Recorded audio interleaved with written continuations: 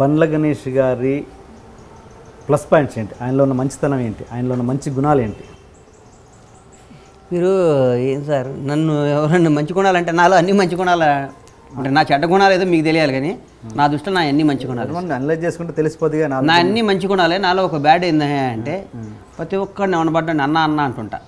Okay, అనవసరం తర్వాత feel అయ్యి మన ఈ జన్ని ఎవడబడ్డాడు అన్న ఎందుకు అవుతాడు. అవును, అన్న అంటానికి మన బండ్ల గణేష్ అన్నాన్ని పిలవడానికి అక్కడికి అర్హత ఉండాలని ఫీల్ అయ్యా. అలా ఎందుకు అనుకోవచ్చు?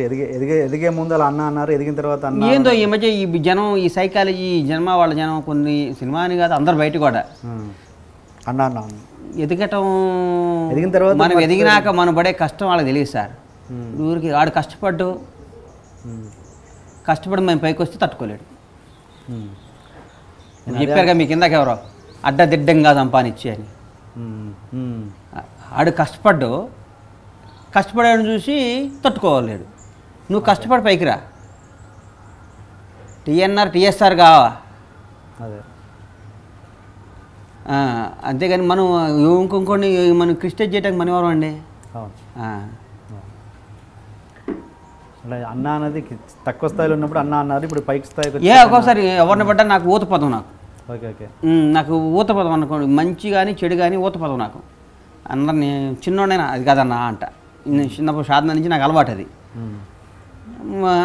ఈ మధ్య అనిపిస్తుంది ఎందుకు అందరిని అన్న అన్న పిలుస్తున్నావు, వీళ్ళు మన తక్కువగా చూస్తున్నారా అని ఫీలింగ్ వచ్చింది. ఎందుకు వచ్చిందో మేబీ రాంగ్. కానీ నేను మార్చుకుందాం అనుకుని నేను మార్చుకోలేదు. నాకు ఆటోమేటిక్గా వచ్చేస్తుంది. మనం ఏం చేస్తాం, ధూమపానం ఆపమంటే ఆపలేరు కదా. అట్లాగే నాకు అన్న అనే పదం ఎవరిని పడ్డా మాకు అన్న వడ్డీ మాకు ప్రకాశాన్ని మా ప్రొటెక్షన్ వడ్డిస్తాడు. సరిగ్గా పెట్టి ప్రకాశాన్ని ఎందుకు దొబ్బుతావంట. మా దగ్గర చేసే బాయ్ పని అది నాకు అది సరే రైటో రాంగో జీవితం అయిపోయింది. 42 ఏళ్ళు వచ్చినాయి. ఇంకేమో 18 ఏళ్ళ తర్వాత ఎట్లా మళ్ళీ షాద్నగర్ అయిపోయి మా వ్యాపారాలు మేము చేసుకునేది కదా. Please subscribe to iDream. Please subscribe for more videos.